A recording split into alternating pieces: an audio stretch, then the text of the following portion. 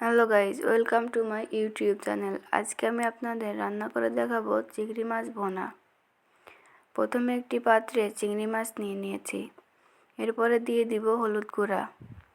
আপনারা দেখতেই পাচ্ছেন চিংড়িগুলো পরিষ্কার করে ধুয়ে নিয়েছি।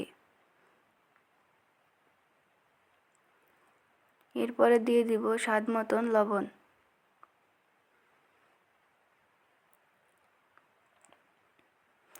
দিয়ে দিব মরিচের গুঁড়া। এবারে সব কিছু ভালোভাবে মিশিয়ে নিব। চিংড়ি ভুনার ক্ষেত্রে চিংড়িগুলো ভাজার কোনো প্রয়োজন নেই। চিংড়ি ভাজলে চিংড়ি শক্ত হয়ে যায়।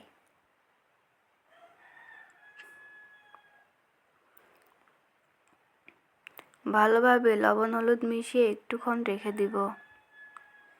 এরপর কড়াইতে দিয়ে দিলাম পরিমাণ মতন তেল। দিয়ে দিলাম পেঁয়াজ। পেঁয়াজগুলো ভালোভাবে ভেজে নিব।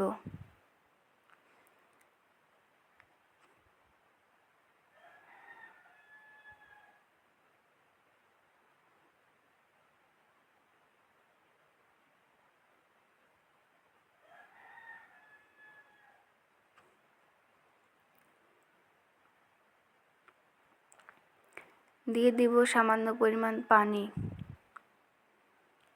এতে পেঁয়াজগুলো পুড়ে যাবে না এবং মশলা দেওয়ার সুবিধা হবে।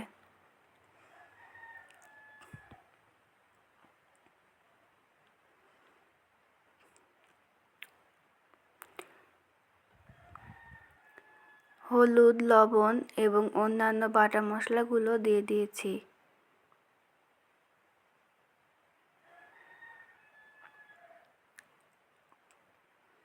মশলাগুলো ভালোভাবে কষিয়ে নিব।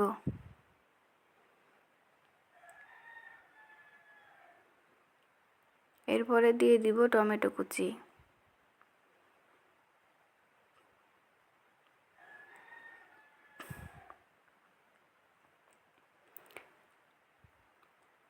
সব কিছু ভালোভাবে কষিয়ে নিব।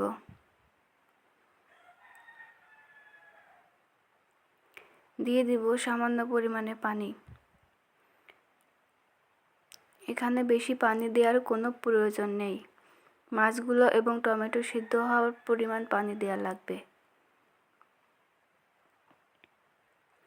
দিয়ে দিলাম চিংড়িগুলো।